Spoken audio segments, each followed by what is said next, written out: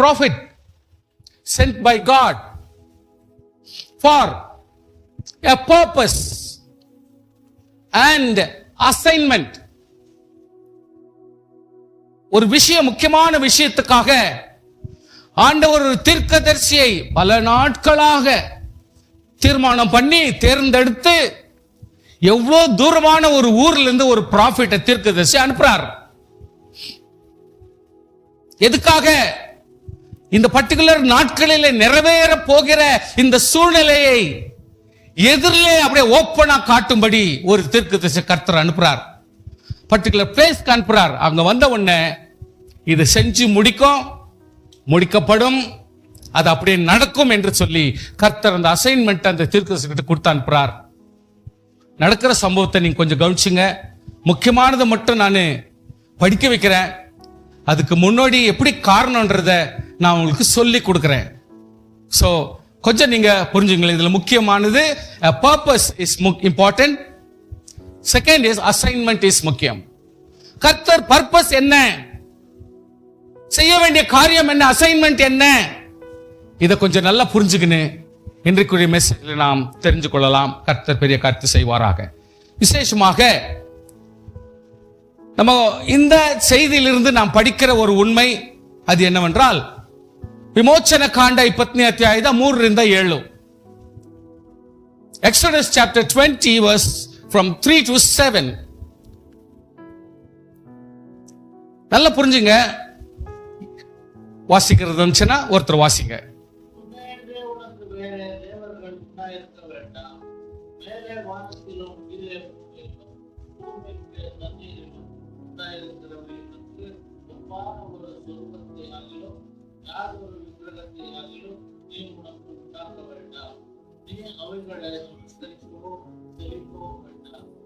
தேவனாகிய கர்த்தராயிருக்கிறார், எரிச்சலுள்ள தேவனாயிருந்து என்னை பவித்திரவர்களை குறித்து பிதாக்களுடைய அக்கிரமத்தை பிள்ளைகளிடத்திலே 3-4 தலைமுறை மட்டும் விசாரிக்கிறவராயிருந்து என்றிருக்கிற அன்புக்கு என் கற்பனைகளை கைவிடுகிறவர்களுக்கோ 1000 தலைமுறை மட்டும் இறக்கம் செய்கிறவராயிருந்து தேவனாகிய கர்த்தரை நாம் வந்து வீழிலே வணங்காதபடிக்கு கர்த்தர் தம்முடைய நாமத்தை வீழிலே வணங்குகிறவர்களை கண்டியாமல் விடார். சோ இந்த காரியத்தை கொஞ்சம் நம்ம மனசுல வச்சுக்கணும். இது 10 கட்டளைகள்ல சில காரியம் தான். இது 10 கட்டளைகள்ல சொல்லப்படுகிற காரியங்கள் தான் நம்ம இப்ப படிச்சோம். நம்ம இருந்தாலும் இதனுடைய முக்கியத்துவம் என்னன்னா, அதாவது விசுவாசி தேவனுடைய மகத்துவத்தை வியாபாரம் பண்ண வேண்டாம். கர்த்தருடைய மகிமையும் கர்த்தர் இரக்கம் செய்யறதையும் இலக்காரமா எடுத்துக்க வேண்டாம். கர்த்தர் உடைய ரூபம் சொல்லிட்டு கர்த்தர் கொடுக்கல. அவர் மகிமை உள்ளவர். மகிமைக்கு ஒரு ரூபம் நம்ம கொடுக்க கூடாது. மகிமைக்கு ஒரு உருவத்தையும் ஒரு டிராயிங்கையும் ஒரு மூவ்மெண்ட்டையும் கொடுக்க கூடாது. ஆனப்படினாலே கர்த்தர் இதை சீரியஸா எடுக்கிறாராம். அதனால நான் ஒத்துக்க மாட்டேன். இப்படிப்பட்ட சூழ்நிலைகளை நம்ம கொஞ்சம் கவனமா இருக்கணும். விசுவாசியை நான் ஒரு ஞாபகப்படுத்த விரும்புறேன். தெளிவா புரிஞ்சுங்க. சிலர் நாள் பார்க்குறீங்க. என்கிட்ட நீங்க இல்லைன்னு சொல்லக்கூடாது. சில பேர் நல்லா கவனிச்சிங்க. சில பேர் என்ன நடக்க போகுதுன்னு போயிட்டு ஒருத்தர்கிட்ட கேட்குறீங்க. எனக்கு ஒன்றும் தெரியாதுன்னு நினச்சிக்காதீங்க. நான் எல்லாத்தையும் புரிஞ்சுக்கின்னு தான் உங்களோட பேசுறேன். நான் சொன்னா அசிங்கமா போயிடும். பொருளுக்கு இம்பார்ட்டன்ஸ் கொடுக்குறீங்க. சில சூழ்நிலை வரும் பொழுது கத்தி, செருப்பு, தொடுப்பம், ஒரு பூனை, இந்த மாதிரி சில காரியங்கள் எல்லாம் இன்னும் நீங்க அந்த காலத்தினுடைய சூழ்நிலை விட்டு வெளியே வரல. பிசாசின் கிரியில சில பேர் ஈடுபடுறீங்க. இது ஆண்டவர் எனக்கு வெளிப்படுத்துறாரு. புரிஞ்சுங்க ப்ளீஸ். இதுல நீங்க இன்வால்வ் ஆனா உங்களுக்கு சமாதானம் இருக்க முடியாது, வாய்ப்பு கிடையாது. உங்களை அறியாதே உங்க வீட்டில் அசமாதானம் வரும், பணம் லாஸ் ஆயிடும், சம்பாதிக்கிறது சம்பாதனையே இருக்காது. ஸோ கொஞ்சம் நீங்க கேர்ஃபுல்லா இந்த காரியத்தை கவனம் எடுத்துக்காவிட்டால் ஆசீர்வாதமாய் ரட்சிக்கப்பட்ட நம்முடைய வாழ்க்கையிலே நாம் சிலதெல்லாம் இழந்து போனவர்களாக இருக்கிறதுக்கு முடியாது. பணம் உனக்கு கர்த்தர் கொடுக்கிறார், நீ பிரயோஜனப்படுத்துற, அது உன்னுடைய தாளந்து, உன்னுடைய திறமை, உன்னுடைய உரிமை. பெருமை வேண்டாம், கொஞ்சம் கவனமா இருந்து. அதுல எதுவா இருந்தாலும் தேவனுக்கு மகிமையா தான் கர்த்தர் கொடுப்பார். அது தேவனுக்கு மகிமையாகவே நீ பயன்படுத்து. எதிலுமே கீழ்த்தரமா தன்னுடைய வாழ்க்கையில கிரீடியா நாம் நடமாடக்கூடாது, செயல்படக்கூடாது. தேவனுக்கு கொடுக்கிற அந்த ரெஸ்பெக்ட் கொஞ்சம் உயர்வாகவே வச்சுங்க, இல்லைன்னா ரொம்ப ரொம்ப ரொம்ப தொந்தரவாயிடும். அப்பப்போ நம்மெல்லாம் லாஸ் ஆயின்கிறோம், அது கர்த்தர் சொல்றாரு, உணர்வா புரிஞ்சுங்க, தயவுசெய்து புரிஞ்சுங்க, ப்ளீஸ் புரிஞ்சுங்க. லாஸ் ஆயின் தாங்குது, அந்த லாஸ்க்கு இடம் கூடாதீங்க. என்னுடைய வாழ்க்கையிலும் நம்முடைய ஒவ்வொருடைய வாழ்க்கையிலும் நான் அப்சர்வ் பண்ணிட்டு தான் இருக்கிறேன். கர்த்தர் இன்னும் நம்மெல்லாம் ஹையஸ்ட் டோன்ல அண்டர்ஸ்டாண்டிங்ல வரணும்.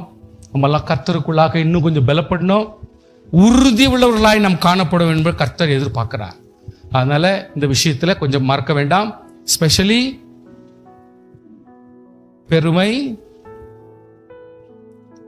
விக்கிரகம், ஆண்டவருக்கு எதிர்மாறான வேற ஒரு காரியத்துக்கு நிறைய மரியாதை செலுத்துறது, கர்த்தருக்கு மரியாதை செலுத்துறதுல இது ரொம்ப பெரிய தகராறு ஆயின்குது. இதை இன்டைரக்டா சுட்டி காட்டும்படி கர்த்தர் இந்த செய்தியை கொடுத்திருக்கிறார்.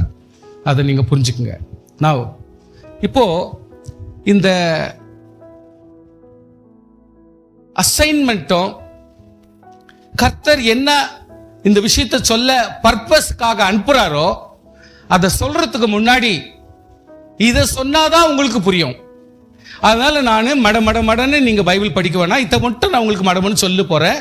மெசேஜ் டைம்ல நம்ம எல்லாரும் வசனத்தை படிக்க ஆரம்பிச்சுக்கலாம். நம்பர் 1, சாலமோன் அப்படின்ற ஒரு விஷயம் வரும் பொழுது நீங்க எல்லாரும் என்ன கவனிச்சிங்க ப்ளீஸ். சாலமோன் விஷயத்துல அதாவது கொஞ்சம் அப்படி கடிபிடி, ஒரு சிக்கல், ஒரு சமாதானம். ஏன்னா ராஜாக்கள் வாழ்க்கையில எப்பவுமே சமாதானம் வராது. எப்பவுமே அவங்க பிள்ளைங்க சேஃப் கார்டில் இருக்க மாட்டாங்க. ஏன்னா என்னுடைய ராஜ்யம் பறி போயிடுமேன்னு பிள்ளைங்களே கொலை பண்ற விவகாரம் தான் ராஜாக்களுடைய அரசாட்சி. நல்லா கவனிச்சுங்க. இப்படிப்பட்ட ஒரு சூழ்நிலையில தாவீது கூட அதே கதிதான். ஏன்னா அவன் நிலையா அவன் வாழ முடியல. நிலையா 40 வருஷம் அரசாண்டான்னு சொல்லிட்டு நம்ம வாசிக்கிறோம். ஆனால் 40 வருஷம் ஒரு ஸ்ட்ரெச்சா இல்ல, அவன் தொடர்ச்சியா அவன் செயல்பட முடியல. அவனுடைய வாழ்க்கையில எல்லா ராஜாக்களை பார்க்கிலும் அதிகமான வேதனைகளையும் இக்கட்டுகளையும் சந்தித்தவன். அதனால தான் அவன் எல்லாரையும் பார்க்கிலும் அதிகமாய் தேவனை நேசித்து தேவனை துதிக்கவும் பாடவும் துதிகளின் நாயகனாகவே அவன் மாறிவிட்டான். சோ நமக்கு வர்ற பிரச்சனையை நம்ம எல்லாம் ஈஸியா எடுத்துக்க வேண்டாம், அது நமக்கு ரொம்ப நல்லதுதான். ஆமென். யாரையும் குற்றப்படுத்தக்கூடாது. குற்றப்படுத்திட்டா நீ கெட்டவங்களா மாறிடுவேன். அப்படிதான் ஐன்குறோம். நம்ம எல்லாம் உஷாரா இருங்க. கர்த்தருடைய பிள்ளைகள் எப்பொழுதுமே இன்னொருத்தரை பேசக்கூடாது. செஞ்சதை சொல்லி காட்டாத, ஆசீர்வதித்ததை சொல்லி காட்டாத. கர்த்தர் உன்னை பெருசா லெவல் ஆசீர்வதிப்பார். நல்லா கவனிச்சுங்க. இந்த இடத்துல இவன் என்ன செய்யறான், ஆண்டவர் இவனுடைய தன்மையை பார்த்து ஆசீர்வாதங்களை கொடுக்கிறார். நமக்கெல்லாம் தேவன் நல்ல சம்பளத்தையும் நல்ல ஆசீர்வாதங்களையும் நல்ல இரக்கத்தையும் தயவையும் குடும்பத்தையும் வளர்ச்சியையும் பிள்ளைகளையும் திருமணங்களையும் ஆசீர்வாதம் தேவன் கொடுக்கிறார். ஸ்தோத்திரம். ஆனால் அந்த ஒவ்வொரு கட்டத்திலையும் தேவன் இது எதற்காக செய்தார், தேவன் எந்த காரணத்துக்காக செய்தார், தேவன் எந்த காரணத்தை முன்னிட்டு இதை செய்தார் கொண்டு கணக்குல போட்டு ஒவ்வொன்றா நீங்க கேரி ஆன் பண்ணணும். அதாவது அதை நீங்க கேரி ஃபார்வர்ட் பண்ணணும். அதனால இங்க என்ன பண்ணிட்டான், வர வர வர ஆசீர்வாதத்தை அவர் கொடுத்தது வெறும் ஞானத்தை கொடுத்தார். நல்லா கவனிச்சுங்க. பணத்தை கொடுக்கல, அவர் பணத்தை வாரி கொடுக்கல. ஆண்டவர் பணத்தையும் பொருளையும் வாரி கொடுக்கல, அவர் கொடுத்தது வெறும் ஞானம். இப்ப நீங்க புரிஞ்சுங்க, ஒரு மனுஷனுக்கு என்ன தேவை இருந்தா கர்த்தர் எதை ஆசீர்வதிக்க முடியும் என்பதை நம்ம புரிஞ்சுங்க. ஆண்டவர் அவனுக்கு கொடுத்து வெறும் ஞானம் மட்டும்தான். இப்ப என்னாச்சுன்னா, அந்த ஞானம் ஒருவனுக்கு தேவன் கொடுப்பார் என்றால், விசேஷமான ஒரு ஞானத்தை கொடுப்பார் என்றால், ஆட்டோமேட்டிக்கா அது அவனுக்கு தேவைப்பட்ட எல்லாவற்றையும் கூட்டி கொடுத்துரும். ஸ்தோத்திரம், ஹல்லேலூயா. எல்லா ஆசீர்வாதத்துக்கும் காரணமாய் மாற்றிவிடும். அதனால இவன் ஞானத்தை மட்டும் தான் வாங்கினா. ஆனா எல்லாருடைய ஜனங்களும், எல்லா ராஜாக்களும், எல்லா ஜனமும் இப்போ இவன் மேல இருக்கிற ஞானம் மட்டும் அல்ல, தானாக அவங்க கிட்ட இருக்கிற ஆஸ்திகளும் அவர்கிட்ட இருக்கிற ஒவ்வொரு பொருளும் இவனதான் மாறுது. சோ விசுவாசியே, தேவன் உன்னை பணத்தினால் நிரப்புவாரான அது எந்த விதத்தில் உனக்கு லாபமா வருதுன்னு நினைக்காத. நல்ல கவனிங்க please. Can you please listen? If you are in the church, listen here. நல்ல கவனிச்சுங்க. சோ விசுவாசிங்க எப்பொழுதுமே கர்த்தர் ஞானத்தை கொடுத்தால், அந்த ஞானம் பர்பஸோடு தேவன் கொடுப்பாரானால், அதனால் உனக்குடைய எல்லா குறைச்சலும் நிறைவாக வேண்டும். நிறைவாகலனா அது ராங் கான்செப்ட்ல வந்த ஆசீர்வாதம் நினைச்சுங்க. கர்த்தர் ஒருவனை ஆசீர்வதிப்பாரானால் அந்த ஆசீர்வாதம் நிச்சயமாய் உன்னுடைய தேவைகள் எல்லாம் பூர்த்தி ஆகும். சோ இந்த இடத்துல கர்த்தர் உனக்கு கொடுத்ததுனாலே உலகத்தில் இருக்கிற எல்லா ராஜாக்களும் இவனை சந்தித்தார்கள், இவனுக்கு வேண்டிய ஆசீர்வாதத்தை கொடுத்தார்கள், பணத்தை கொடுத்தார்கள், பொருளை கொடுத்தார்கள். மோரோவர் அவர் எல்லாத்தையும் கோல்ட்லயே பண்றார். சில்வர் அவர் சும்மா குவில் மாதிரி குட்டி வைக்கிறார், ஜெல்லி மாதிரி கொட்டி வைக்கிறார்.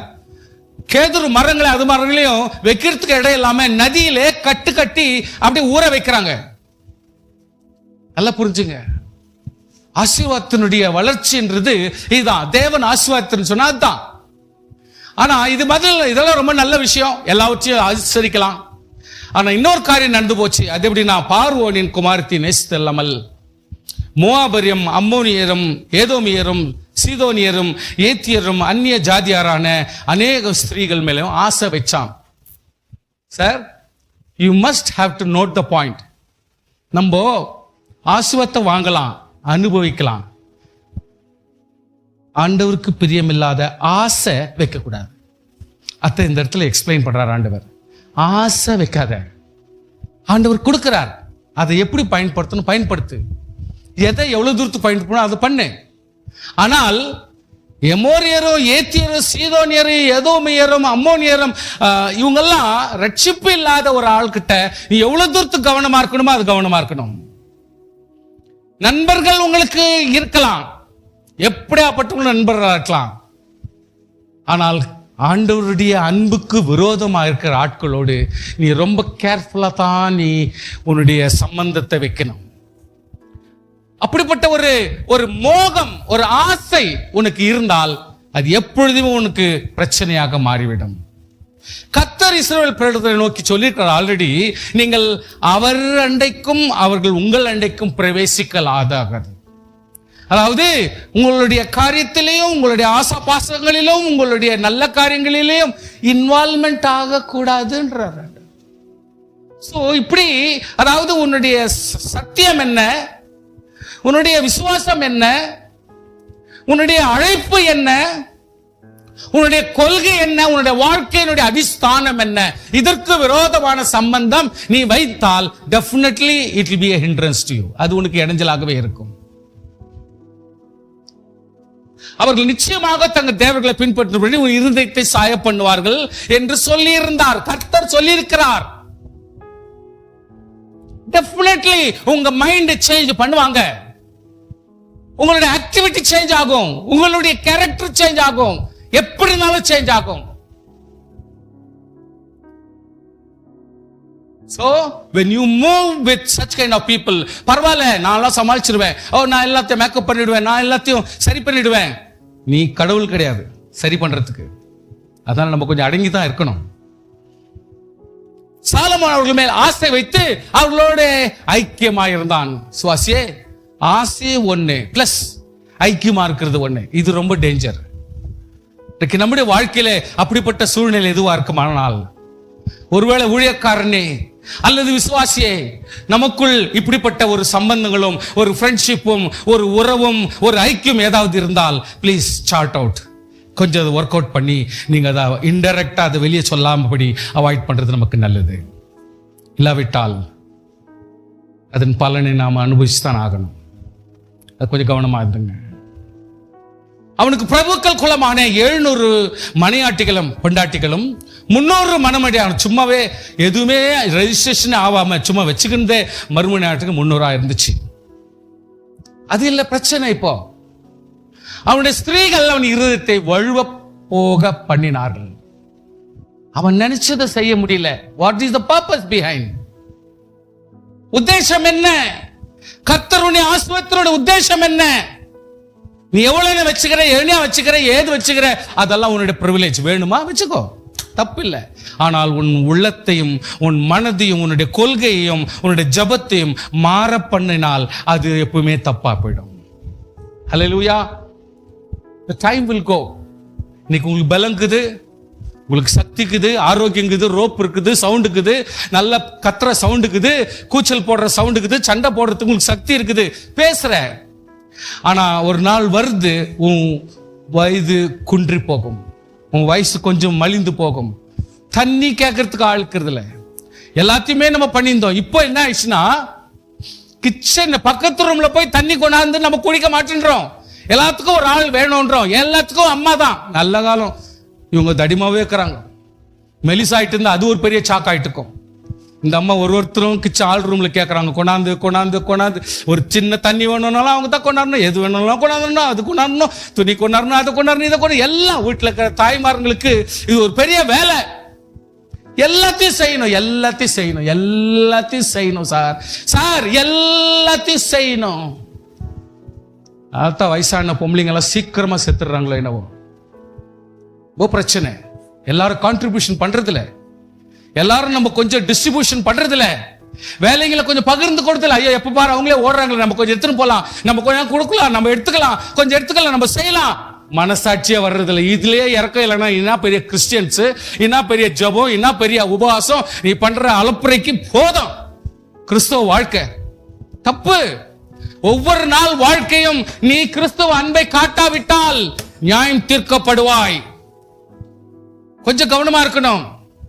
You need to, அதாவது ஒவ்வொரு செயலும் நம்முடைய கான்ட்ரிபியூஷன் வேணும், நம்முடைய செயல் கொஞ்சம் வேணும், நம்முடைய பங்களிப்பு கொஞ்சம் வேணும், நம்முடைய கஷ்டம் கொஞ்சம் இருக்கணும். சாய பண்ணுவார். அதனால் அவனுடைய இருதயம் அவன் தகப்பன் தாவீது இருந்தது போல தன் தேவனுடைய கர்த்தரோட உத்தமமாய் இருக்கவில்லை. எப்படி? முதல் மோசத்துக்கே வந்துச்சு. இப்போ கர்த்தர் எதுக்காக ஆசீர்வதிச்சாரோ அந்த ஆசீர்வாதமே ஒண்ணு இல்லாத அடிச்சுன்னு போற அளவுக்கு வந்துச்சு இப்போ பிரச்சனை. சாலமோன் சீதோனியர் தேவியாக அஸ்தரோத்தையும் நல்ல கவனிச்சுங்க. he is so specific now. அம்மோனியரின் அருவருப்பாகிய மில்கோமையும் தன் தகப்பனாகிய தாவீது போல கர்த்தருக்கு பூர்ணமாக பின்பற்றாமல் கர்த்தரின் பார்வைக்கு பொல்லாப்பானதை செய்தான். ஒவ்வொரு ஸ்பெசிபிக் கடவுளோடு கூட ஐக்கியமாகிறதுக்கு ஒவ்வொரு பொம்பளைங்களோட கூட இவன் ஐக்கியமா இருக்கிறான். He is just participating in every program of the wives. பின்னாடினா ஒரு வைஃப் வச்சிருந்தா அந்த அம்மாக்கு சப்போர்ட் பண்ணி கொஞ்சம் ஜெயிக்கிறதுக்கு வாய்ப்பு இருக்குது. இல்ல 2 பேர் இருந்தா அதுல கொஞ்சம் சமாளிக்கிறதுக்கு கொஞ்சம் வாய்ப்பு இருக்குது. இங்க ஆயிரக்கணக்கில் வச்சுட்டாக்கா இங்க என்ன ஆயிடுச்சுன்னா ஒவ்வொருத்தரும் புதுசா வராங்க. இல்லைன்னா அவங்க அப்பனுங்க அங்கிருந்து போன் பண்றாங்க, ஏன்னா என் மகளை எந்த ஃபங்க்ஷனுக்கு இட்டுன்னு போறது இல்லையாமே, நீ ஏன்னா என் மக கிட்ட நீ ஒரு வாட்டியை பேசுறதே இல்லையாமே, என்ன 100 இருந்தா பரவாயில்ல, 1000 இருந்தாக்கா எங்கிருந்து முடியும்? எங்கிருந்து முடியும்? யூரோப்ல இருந்து ஒருத்தர் கூப்பிடுறான், ஆஸ்திரேலியா ஒருத்தர் கூப்பிடுறான், ஜப்பான்ல இருந்து கூப்பிடுறான், இங்க ஒவ்வொருத்தர் ரமேஷ் ஒருத்தர் கூப்பிடுறான். எப்படி அப்போ யாருக்கு பதில் சொல்லுவாங்க? ஐயா இல்ல இல்ல அதெல்லாம் ஒண்ணும் இல்லை, நாங்கெல்லாம் ஒன்னா தான் நல்லா தாங்கிறோம் அப்படின்றான். ஆனா ஒருத்தருக்காக இழுத்துன்னு போறான். இங்க என்ன ஆச்சுன்னா ஒவ்வொரு தேவர்களையும் ஒவ்வொருத்தர் விதமான விக்கிரகங்களையும் அவர்கள் வணங்க இவங்க இழுத்துன்னு போறாங்க. இந்த சூழ்ச்சி நமக்கு தெரிதல இல்ல, இந்த ஒரு சூழ்ச்சி நமக்கு யாருக்கும் புரியல இல்ல. இன்னைக்கு மாட்டிக்கிட்டு சாவறான். யாருக்கு பதில் சொல்ல முடியும்? வைஃப் ஆயிடுச்சு, பதில் சொல்ல முடியாது. அப்போ சாலமோன் எருசலேமுக்கு எதிரில் மலையின் மேல் அருவருப்பான காமோசுக்கும் அம்மோன் புத்திரன் அருவருப்பாகிய மோளோகுக்கும் இப்படி அவர்கள் தேவர்களுக்கு தூபம் காட்ட பலியிட அந்நியருமான தன் ஸ்திரீகள் எல்லாருக்காகவும் செய்தான். எல்லா ஸ்திரீகளையும் பிரியப்படுத்தணும், எல்லா ஸ்திரீகளுக்கும் விருப்பமா இருக்கணும், எல்லாரோட ப்ரோக்ராம் பண்ணணும், அவங்க கடவுளுக்கு ஏற்ற மாதிரி ஒரு செய்யணும். சோ நவ் நம்மளாவது இவ்வளவு தூரம் திருத்தறதுக்கு வாய்ப்பு இருக்குது, நம்மளாவது கர்த்தருக்குள்ளாக பலப்படுறதுக்கு ஒரு வாய்ப்பு இருக்குது. இவன் மாட்டின் சாவறான். பேசாதீங்க இனிமேல். சாலமோனுக்கு வந்து ஆசீர்வாதத்தை பார்த்தே யாருமே இனிமேல் சொல்லாதீங்க தயவு செய்து. வித்தியாசமான கடவுள்களை இவன் வணங்க வேண்டிய சூழ்நிலை வந்துச்சு. இல்லைன்னா இருக்கிற இன்டர்னல் பிரச்சனையே பெரிய பிரச்சனையா மாறிடும். அப்புறம் இவனே வாழ முடியாது. இந்த பொண்டாட்டியை சமாதானப்படுத்துறதா, இந்த பொண்டாட்டியை சமாதானப்படுத்த, எந்த பொண்டாட்டியை சமாதானப்படுத்துறது? இவன் போட்டாக்கா யூரோப்ல இருந்து அவன் கத்துறான், ஜப்பான்ல இருந்து இவன் கத்துறான், இந்தோனேஷியா இருந்து அவன் கத்துறான், ஆஸ்திரேலியா இவன் கத்துறான், இங்க கொரியால இருந்து இவன் கத்துறான். எப்படி? யாரை பிரியப்படுத்துற? யாருக்காக நீ உழைக்க போற? இவ்வளவு சம்பாதிச்சுட்டு இன்றைக்கு பொண்டாட்டிகளுக்காக நீ உழைக்க சூழ்நிலை ஆயிடுச்சுன்னா, இன்றைக்கு விக்கிரகங்களுடைய வித்தியாசமான பல விதமான விக்கிரகங்களை வணங்குகிற ஒரு மனுஷனாக மாறிட்டானே.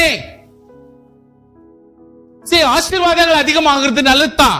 ஆனா அந்த அதிகமான ஆசீர்வாதங்கள் பின்னாடி அதிகமான விக்கிரகங்கள் அதிகமாயிடுச்சுன்னா, தென் கர்த்தருக்கு மிக தூரமான ஆளாக நீ மாறிடுகிறாய். இப்படிப்பட்ட ஒரு இக்கட்டு உன்னோட வாழ்க்கையில வரக்கூடாது சார். இப்படிப்பட்ட ஒரு இக்கட்டு வரக்கூடாது. சவுத் இந்தியன்ஸ் எவ்வளவு மேல் அப்படி பார்த்தா எவ்வளவு மேன்மை, எவ்வளவு ரெஸ்பெக்ட், எவ்வளவு ஒரு மகிமை. தொழுகிறது கூட ஈஸி, மாறுறது கூட ஈஸி, மன்னிப்பு கேட்டு ஈஸியா கர்த்தரை திரும்பிடலாம். இன்னைக்கு இவனால மாற முடியல. ஒவ்வொருத்தருடைய வேதனை, ஒவ்வொருத்தருடைய தொல்லைகளும் போதுமாச்சு, இவன் வாழவே முடியல. இப்படி தங்கள் தேவர்களுக்கு தூப காட்டி பலியிட அந்நியர் ஜாதியாரன தங்கள் ஸ்ரீ எல்லாருக்காக செய்தான். ஆகையால் இஸ்ரவேல் தேவனாகிய கர்த்தர் சாலமோனுக்கு 2 விசை தரிசனமானார். நல்லா கவனிச்சுங்க sir please. I am talking about you only. உன்னோட கூட கர்த்தர் சில நேரத்தில் பேசுவார். இது பாரு, நான் சொன்னேன் நீ கேட்கல, இப்ப பாரு இந்த பிரச்சனையும் மாட்டிக்கிறேன், இன்னொரு பிரச்சனையும் மாட்டிக்கிறேன். நான் இப்ப பாரு 2 டைம்ஸ் உங்களோட பேசியிருக்கிறேன். தயவு செய்து மாறிடு, சேஞ்ச் ஆகும். இது எப்பவுமே உனக்கு நல்லது தான். நான் சொல்றது உனக்கு நல்லது, சேஞ்ச் ஆயிடு. கர்த்தர் சொல்றார், இன்னைக்கு சொல்றாரு உங்ககிட்ட, சேஞ்ச் ஆயிடு. இன்னைக்கு என்கிட்ட சொல்றார், சேஞ்ச் ஆயிடு. நல்லது, சான்ஸ் இருக்குது. கர்த்தர் சான்ஸ் கொடுக்குறாரு, மழை மாறிடலாம். விக்கிரகத்துக்கு இடம் கொடுக்காத, விக்கிர சூழ்நிலைக்கு இடம் கொடுக்காத. கர்த்தருக்கு விட வேற ஏதாவது மேன்மை கொடுத்தா அதான் விக்கிரகம். அதுக்கு இடம் கொடுக்காத. அந்நிய தேவர்களை பின்பற்ற வேண்டாம் என்று கட்டளையிட்டிருந்தும் அவன் கர்த்தரை விட்டு தன் இருதயத்தை திருப்பி அவர் கற்பித்ததை கை கொள்ளாமல் போனதனால் கர்த்தர் அவன் மேல் கோபமானார்.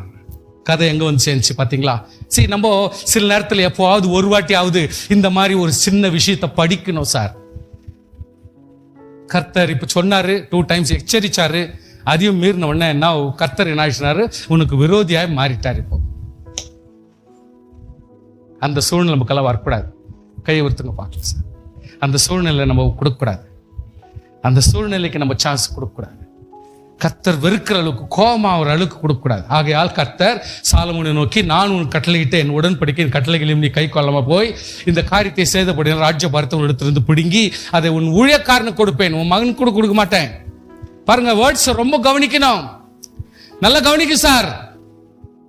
நான் உன்னுடைய ராஜ்ய பாரத்தை உன் பிள்ளை கொடுப்பேன்னு சொல்லல, உன்னுடைய ஊழியக்காரன், உன் வீட்டுல வேலை செய்யற வேலைக்காரனுக்கு நான் கொடுக்க போறேன்ட்டார் ஆண்டவர்.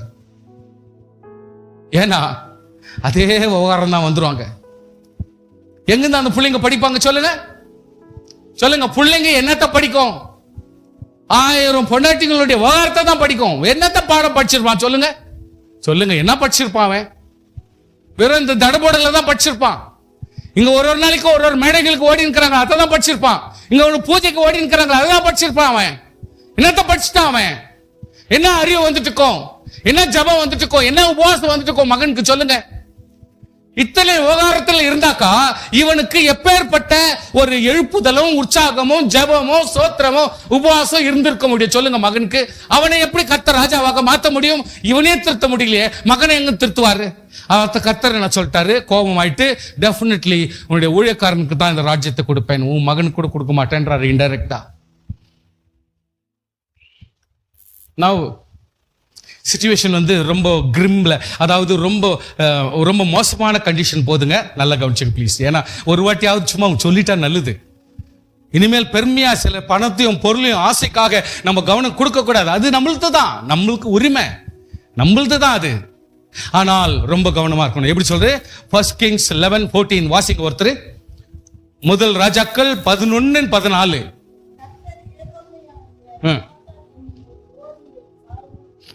போதுங்களா? கர்த்தர் பேஜார் பண்ணிக்கிறதும் கஷ்டப்பட்டுக்கிறதும் மனசு வருத்தப்பட்டுக்கிறது ஒரு சைடு. வருத்தப்படுறார் ஒரு சைடு, வேற வழியே இல்லை, இப்ப இவனை வைக்கவே வானான்ற சூழ்நிலைக்கு வந்துட்டார். இவனுடைய நிலைமை ரொம்ப இக்கட்ல மாட்டிக்கிச்சு.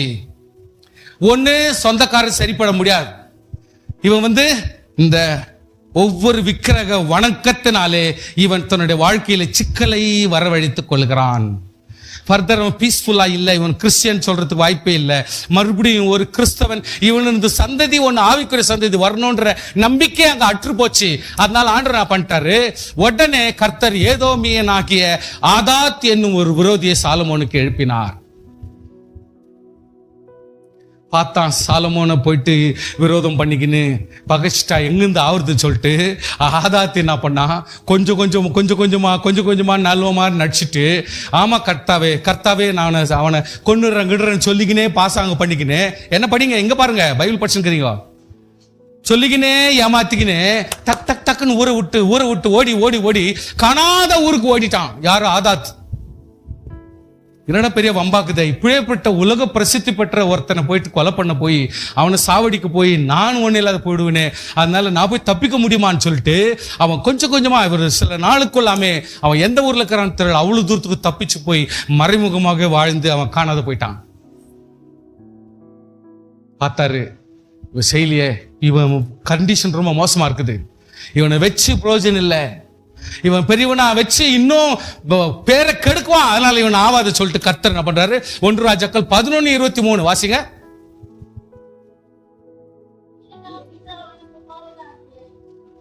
ரேசோன் வேறொரு விரோதியை கூட, செகண்ட் விரோதியை கர்த்தர் கிரியேட் பண்றார்.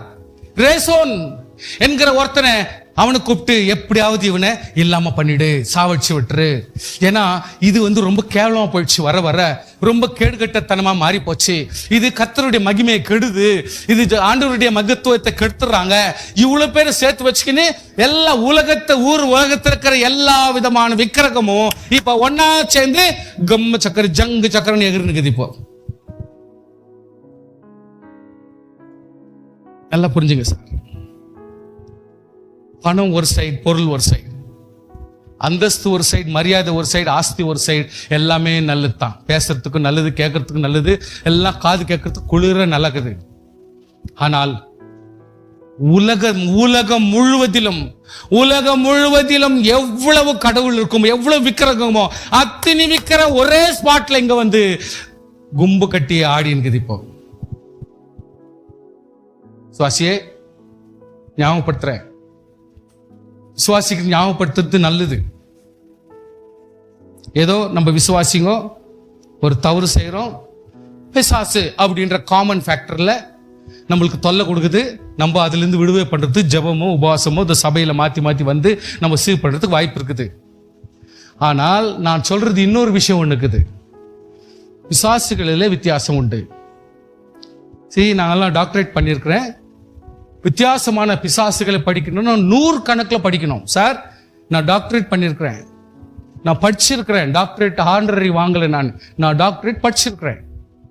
பிசாசுகளை படிக்கணும், ஏஞ்சலை படிக்கணும், தேவனை படிக்கணும், இயேசு கிறிஸ்துவை படிக்கணும், ஆவியானவரை படிக்கணும். இந்த 5 சப்ஜெக்ட் நீங்க படிக்கணும்னா ஈஸியா முடியாது.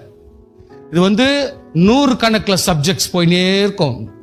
அதே மாதிரி இந்த பிசாசுன்னு எடுத்தா, பிசாசுகள் வித்தியாசமானவைகள், பிசாசுகளுடைய கிரியைகளும் வித்தியாசமானவைகள், பிளஸ் அவங்களுக்கு போர்ட்போலியோ, அவங்களுடைய லீடர்ஷிப்பே வேற இருக்கும், எல்லாம் ஒரே மாதிரி இருக்காது. அவங்க எல்லாம் ரொம்ப பெரிய தலைக்கு எகிறவனுங்க, அவன் வேலையில் அவன் காணாப்பான். இந்த பிசாசுடைய கிரியைகளை நீங்க படிக்கணும்னா ஆல்மோஸ்ட் ஹிந்து எபிக்ஸை படிச்சிடலாம், நீங்க ஹிந்து எத்திக்ஸை நீங்க படிச்சிடலாம். அவ்வளோ டெப்த் இருக்கும். அதாவது கிட்டத்தட்ட ஒரு 400-800 பேஜஸ் தாண்டும் அந்த புக்குங்க. நேத்து நான் பனர்கிட்ட போயிருந்தப்போ அதனுடைய தீசிஸ்கள்லாம், அந்த புக்குங்கெல்லாம் ஒவ்வொரு ப்ராஜெக்ட் புக்குங்களும் எடுத்துன்னு திடீர்னு ஒரு சப்ஜெக்ட் பார்க்குறப்போ பார்த்தேன், அது ஒவ்வொன்றும் அவ்வளோ புக்குங்க, கிட்டத்தட்ட ஒரு 60-70 புக்குங்க, ப்ராஜெக்ட் புக்குங்க வச்சுருக்கிறேன். அவ்வளோத்தையும் பார்த்தேன். நான் ஒரு புக்கு தேடினேன். அதனால நான் சொல்றேன், ஒவ்வொன்றுக்கும் ஒரு குணாதிசயம், அதுக்கு ஒவ்வொன்றுத்துக்கும் தலைமை ஒன்று இருக்குது, லீடர்ஷிப் ஒன்று இருக்குது, கண்ணில் பார்க்கறது ஒரு கதை, கண்ணில் பார்க்காத பல காரியம் ஒன்று இருக்குது. பிசாசுன்னு இருக்குது பலது கண்ணால பார்க்காதது நிறைய இருக்குது சுவாசியே. அதனால தான் நமக்கு ஆவிக்குரிய ஜெபம் இருந்தால் மட்டுமே சில காரியம் நம்ம விடுபட்டு வர்றதுக்கு வாய்ப்பு இருக்குது. ஹல்லேலூயா, ஹல்லேலூயா.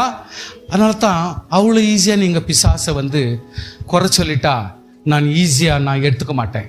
நான் சம்டைம்ஸ் சில பேர் சொல்லுவாங்க பிசாசுன்னு, தொட்டு ஜெபம் பண்ணி 5 நிமிஷத்தில் நான் சொல்லிடுவேன் இது பிசாசா இல்லையா. நான் தெளிவாக சொன்னேன். ரீசெண்ட்லி 2 பிள்ளைங்களை நான் சொல்லேன், நோ இது பிசாஸ் கிடையாது, இது பிசாஸ் இல்லை, தெளிவாக சொல்லுவேன். சும்மா அன்வான்டா பிளேம் பண்ணக்கூடாது பிசாசை. நம்ம பண்ற வித்தைங்க நம்ம காரியங்கள் தப்பா இருந்தாக்கா இதை போயிட்டு பிசாஸ் மேல தூக்கி போட்டாக்கா பிசாஸ் ஒத்துக்காது. பிகாஸ் பிசாஸ்க்கு எல்லாம் தெரியும், என்னை பத்தி ஃபுல் டீட்டெயிலே தெரியும். அவங்ககிட்ட போயிட்டு நான் வித்தெல்லாம் காட்ட முடியாது. அட் த சேம் டைம் ஆண்டவருடைய மகிமை நமக்குள் இருந்தால் அவன் நம்ம கீழ்பட்டு இருப்பான். ஸ்தோத்திரம் சொல்லுங்க பார்க்கலாம். நம்ம கர்த்தருக்குள் கீழ்பட்டு இருந்தா he will always subside. அவன் நமக்கு எகென்ஸ்ட் போகவே மாட்டான். அதனால அன்வான்டா அப்படிப்பட்ட ஆளை நம்ம விரோதம் பண்ணிக்க கூடாது. அவனை சும்மா அங்கங்கெல்லாம் நம்ம நுழைக்க கூடாது, நம்ம தலையை நுழைக்க கூடாது. எவ்வளவோ அவளத்துல இருந்துடும், அவ்வளவுதான். அவன் நம்ம கீழ்பட்டு இருப்பான். இவன் கர்த்தருடைய பிள்ளை, இவன்கிட்ட உத்தமக்குது உண்மைக்குதுன்னா அவன் உங்களை டச்சே பண்ண மாட்டான் சார். அதனால don't take it for granted. பிசாசுன்ற கதை கிராண்டடா எடுக்கணும். பரவாயில்ல ஒன்னா நடக்குது அப்படின்றதெல்லாம் எடுத்துக்கூடாது. சோ விசுவாசி ஆண்டவராய் கர்த்தர் 2 பேர் ஏற்படுவது, 2 பேரும் எஸ்கேப் ஆகி ஓடிட்டாங்க சார். அவன் இருக்கிற இடமே தெரியாது, ஓட்டானுங்க. கர்த்தர் சாலமோன் தன் பிதாக்களோட நித்திரை அடைந்து வேற வழி இல்லை, அவனை ஆட்டோமேட்டிக்கா சாக வைக்க வேண்டிய ஒரு சூழ்நிலை, அவனே சாகக்கூடிய சூழ்நிலை கர்த்தர் கொண்டு வந்தார். ஸ்தோத்திரம். I don't know in what வே கர்த்தர் பண்ணிட்டாருன்னு தெரியல. இப்போ 11ஆம் அதிகாரம் 43ஆம் வசனத்தில் வாசிக்கிறோம். பிதாக்களோட நித்திரை தந்தி தன் தகப்பனாகிய தாவீதின் நகரத்தில் அவன் அடக்கம் பண்ணப்பட்டான். That's all. இப்போ அவனுடைய மகன் பாருங்க, ஆண்டவர் என்ன சொன்னாரு, உன்னுடைய வேலைக்காரன் தான் ராஜாவா வருவான் சொன்னார் தானே. ஆனா இங்க என்ன நடக்குதுன்னா, அவன் குமாரனாகிய ரெகோபெயாம் அவன் ஸ்தானத்திலே ராஜாவானான். ஆட்டோமேட்டிக்கா ஆயிடுவான். நீ சொல்லனா கூட ஆயிடுவான். ஆவலன்னா பிரச்சனை தான், கலாட்டா தான். சோ இங்க ராஜா வாயிட்டான், வேற ஒண்ணு இல்ல பிரச்சனை. புரிஞ்சுங்களா? ராஜாவாகிய சாலமோன் விட்டு ஓடி போய் எகிப்தில் குடியிருந்த நேபாத்தின் குமாரனாகிய யெரொபெயாம். there is a person called யெரொபெயாம். இங்க கவனிங்க. now there is a person called யெரொபெயாம். மகன் யாரு? ரெகோபெயாம். எரோ இவ்வளவுதான் டிஃபரன்ஸ். ரெகோ தான் மகன். there is one person யெகோபெயாம். அந்த யெரொபெயாம் யாருன்னாக்கா he is the lieutenant general, military officer. ரொம்ப அற்புதமா இருந்தவர். ஃபர்ஸ்ட் கர்த்தர் ரெகோபெயாமை வச்சுதான் சாலமோனை தீர்த்து கட்டுறதுக்கு பிளான் பண்ணாரு. இப்ப என்னாச்சுன்னா ரெகோபெயாம் அண்டர்ஸ்டாண்டிங்ல எகிப்துக்கு ஓடிடுறான். நல்லா கவனிச்சுங்க. ரெகோபெயாம் என்ன பண்ணிடுறான்? யெரொபெயாம் என்ன பண்ணிடுறான்? அந்த லெப்டினன்ட் ஜெனரல் எங்க ஓடுறான்? எகிப்துக்கு ஓடிடுறான். சொல்லுங்க, எங்க போறான்? எகிப்துக்கு ஓடிடுறான். சாலமோன் சாவர மட்டும் யெரொபெயாம் மறுபடியும் அந்த ஊருக்கு வர்றதில்ல. ஏன்னா கர்த்தர் அவனை வச்சுதான் அவனை தீர்த்து கட்டுறதுக்கு வழி பண்ணார். அதனால இப்போ என்னாச்சுன்னா ஆட்டோமேட்டிக்கா ரெகோபெயாம் மகன் தான் இப்போ ராஜாவாயிட்டான். ஆனா அவனுடைய குவாலிட்டி ரொம்ப ரொம்ப லோ குவாலிட்டி. அவனுடைய ப்ரொஃபைல் நல்ல கவனிங்க, அவனுடைய ப்ரொஃபைல் ஒரு பைசாக்கு பிரயோஜனம் இல்லாத குவாலிட்டி ஆகுது. அதாவது வசதியும் பணமும் பொருளும் இருந்தா பிள்ளைங்க கத்துக்கிறதுக்கு வாய்ப்பு இல்ல, அன்பா இருக்கிறதுக்கு வாய்ப்பு இல்ல, ஜபத்துக்கு வாய்ப்பு இல்ல, ஸ்தோத்திரத்துக்கு வாய்ப்பு இல்ல, உபாசனத்துக்கு வாய்ப்பு இல்ல. கர்த்தர் சில நேரத்தில் சில காரியத்தை மாற்றி போடுகிறார். பணத்தையும் பல்ட்டி போட செய்கிறார், ஆஸ்திகளை பல்ட்டி போட வைப்பார். எல்லாம் இருக்குது, என்னை காப்பாற்றணும், கண்டிப்பா காப்பாத்தாரு. இன்றைக்கு ரெகோபெயாம் ஜனங்களுக்கெல்லாம் அசமாதானம் ஆயிடுச்சு. ரெகோபெயாம ராஜாவாயிட்டான் ஆட்டோமேட்டிக்கா. இவனை வச்சு என்னத்த பண்ண போறது? எருசலேம்ல என்ன பண்ண போறது? எல்லாம் முடியல. இப்ப என்ன பண்றாங்க? ஆள் அனுப்புறாங்க. நல்லா கவனிங்க சார், ஆள் அனுப்புறாங்க. எங்க? எகிப்துக்கு. யெரொபெயாம் சாலமோன் நீ போய் மறைச்சிட்ட, இப்ப சாலமோன் செத்துட்டாரு, தயவுசெய்து நீ வா. ரெகோபெயாம் வச்சு எங்களால ஒன்னும் பண்ண முடியாது. இவன் ராஜாவா நாங்க ஏத்துக்க முடியாது. இவன் ஏக்கு பீக்கு வித்தியாசம் தெரியல. இங்க ஒரு அம்மாக்கும் ஒரு சிஸ்டருக்கும் மரியாதை தெரியல, இவனுக்கு எந்த மேனஸும் தெரியல, இவனை வச்சு ஒன்னும் பண்ண முடியாது, அதனால தயவு செய்து நீ வான்னு சொல்லிட்டு கூப்பிட்டாங்க. அதனால யெரொபெயாம் லெப்டினன்ட் ஜெனரல் மிலிட்டரி ஆபீசர் அவர் ரிட்டர்ன் வரார். வந்துட்டு எல்லாம் ஒன்னா சேர்ந்துக்குன்னு ஜனங்கள்லாம் லட்சக்கணக்கில் சேர்றாங்க சார். யெரொபெயாம் எப்போ வந்துட்டானோ, சோத்திர சொல்லுங்க பார்க்கலாம், ஹல்லேலூயா. யெரொபெயாம் எப்போ வந்துட்டானோ எல்லாரும் அவங்க கூட லட்சக்கணக்கில் சேர்ந்துட்டு போயிட்டு நாங்க ராஜா கிட்ட பேசணும் சொல்லிட்டு போய் நிக்கிறாங்க. அப்ப ராஜா கேட்டார், ரெகொபெயாம் கேட்கிறார், என்ன சார் எங்களுக்கு சமாதானம் வேணும், நாங்கெல்லாம் இஸ்ரேல்ல ஆறுதலாக்கணும்ன்ற ஒரு நம்பிக்கை வேணும் எங்களுக்கு. ஏன் இப்ப என்ன நம்பிக்கை இல்லாத போயிடுச்சு? இல்ல, நம்பிக்கை என்ற அஷூரன்ஸ் கொடுங்க, நீங்க ஒரு கேரண்டி கொடுங்க, இனிமேல் நாங்க அற்புதமா நடத்துவோம். ஏன்னா அவர் பண்ணிந்த விவகாரம்லாம் ஞானம் இருந்துச்சு, புத்தி இருந்துச்சு, பணம் இருந்துச்சு, ஆனா அதை சரியா வியாக்கியானம் சரியா பிரயோஜனப்படுத்துற வழி தெரியல. அவருக்கு புத்தி இருந்துச்சு, அறிவு இருந்துச்சு, ஆனா ஜனங்களை எப்படி மேம்படுத்தணும், எப்படி ஜபத்துல மேம்படுத்தணும்னு அந்த காரியம் எல்லாம் மறந்துட்டார் அவரு. இப்ப எங்களுக்கு அஷூரன்ஸ் கொடுங்கன்னு கேட்கிறாரு. என்ன அஷூரன்ஸ் கொடுக்கணும்? 1 day டைம் கொடுங்கன்னாரு. சார் இதெல்லாம் நான் பேசுறதா, நான் பேசல, பைபிள்ல இருக்கிறத தான் சொல்லிக்கிறேன். 1 day டைம் கொடுங்க. 1 day முடிஞ்சிச்சு. வந்தாங்க எல்லாரும். அப்போ ஆலோசனை கேட்டாங்க. எல்லாம் மூத்தவர்கள்லாம் ஆலோசனை கொடுக்குறாங்க. என்னன்னு, அறிவுள்ளவனும் ஞானம் உள்ளவனும் புத்தி உள்ளவனும் சாட்சி உள்ளவனும் இப்படிப்பட்ட பலர் கொஞ்சம் தேர்ந்தெடுத்து அபிஷியல்ஸா போடுங்க.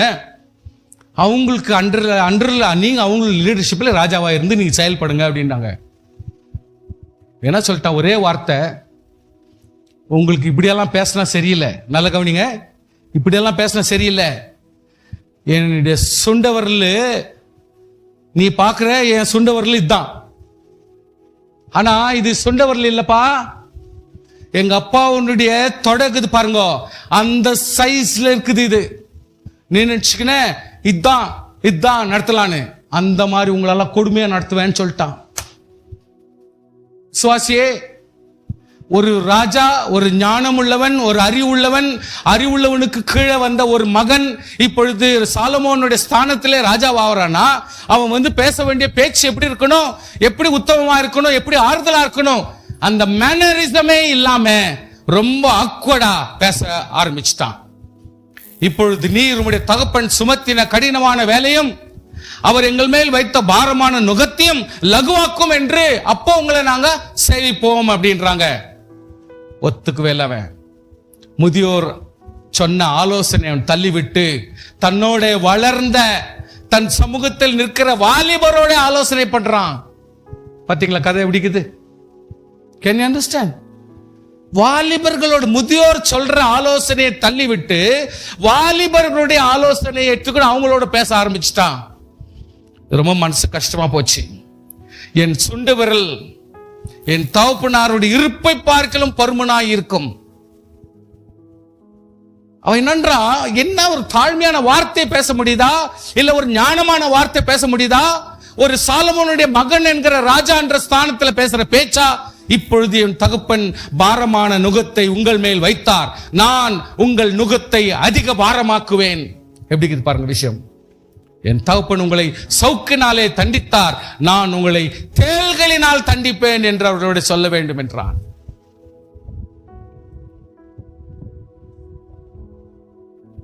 See, the things have become very abnormal. எவ்வளவு இக்கட்ல போச்சு பாருங்க.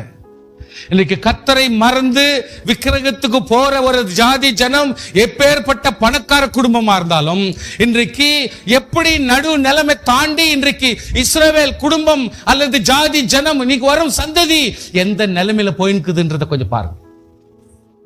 அவங்க நிலைமை எவ்வளவு தூரத்துக்கு அக்வர்டா போயிருக்குதுன்னு பாருங்க. சுவாசி, கர்த்தர் உன்னை நம்புறார். ஏன் இந்த விஷயத்தெல்லாம் சொல்றார்? யோசனை பண்ணி பாருங்க. எதுக்காக இதெல்லாம் சொல்றார்? எதுக்காக இதெல்லாம்? ஒரே ஒரு காரியம். 1 Kings 12 அதிகாரம் 20 வசனம் மட்டும் வாசிங்க.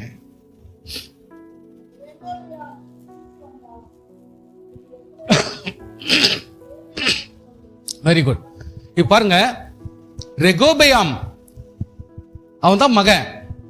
பட் இங்க யெரொபெயாம் ஆக்சுவலா திரும்பி வந்ததுனால இங்க என்னாச்சுன்னா, ஒரே ஒரு கோத்திரம் யூதா கோத்திரம் மட்டும்தான் இப்பொழுது ரெகோபெயாமோட சேர்ந்துக்கின்னு இஸ்ரேல்ல ஜெருசலேமை தலைநகரமா கொண்டு அவங்க ஆள்றாங்க. புரிச்சுங்களா?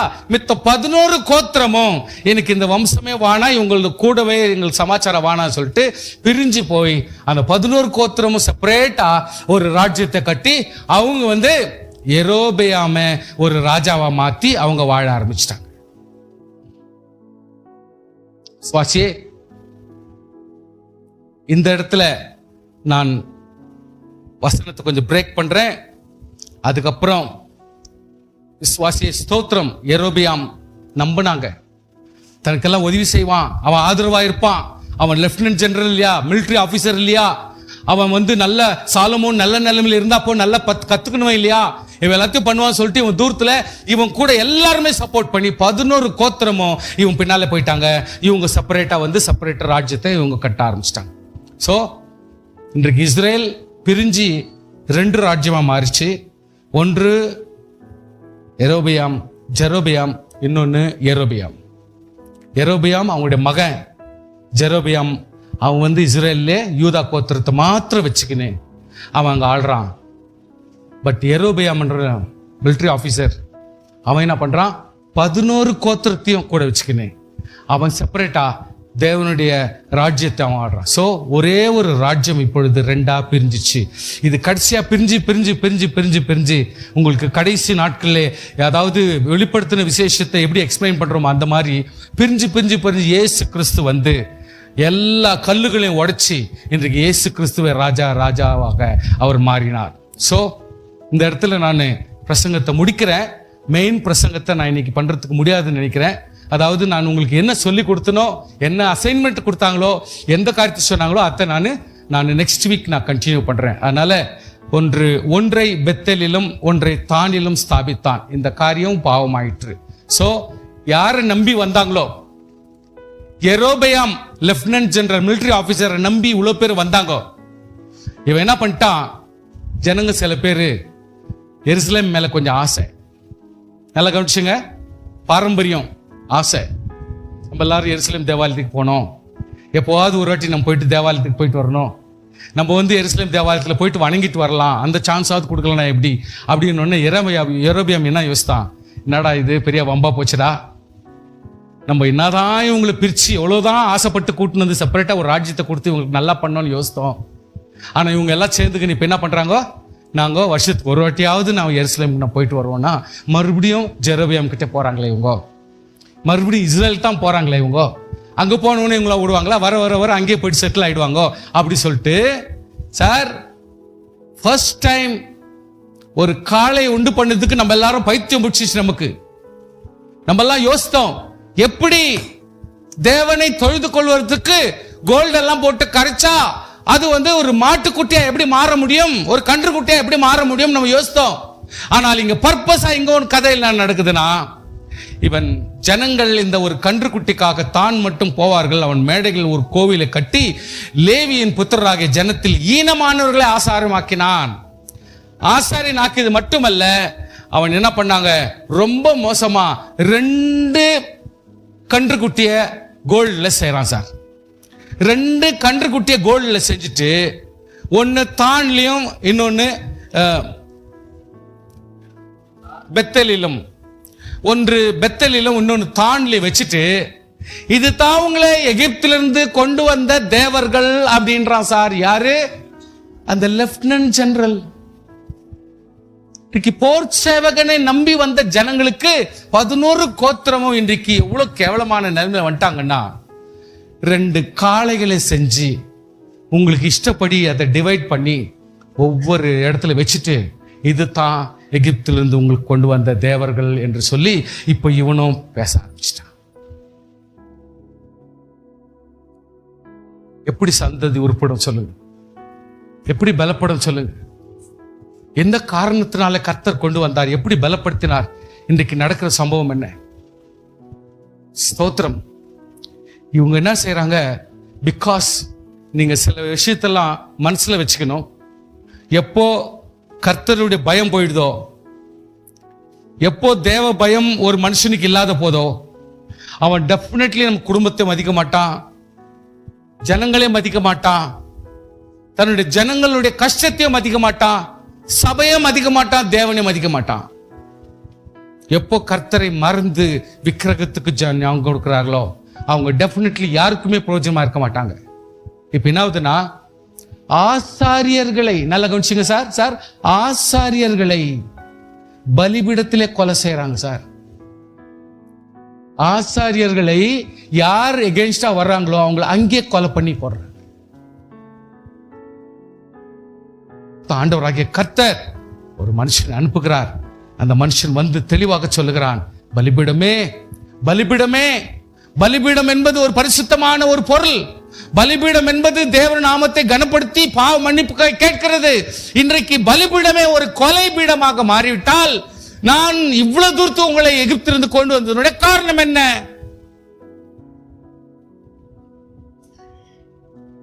அவ்வளவு ஒரு மன வருத்தத்துல இந்த சூழ்நிலை முடியுது. அடுத்த வாரத்தில் நம்ம இதை பார்க்கலாம். நாம் ஜெபம் செய்வோம். ஹல்லேலூயா. ஸ்தோத்திரம் கர்த்தாவே, ஸ்தோத்திரம்.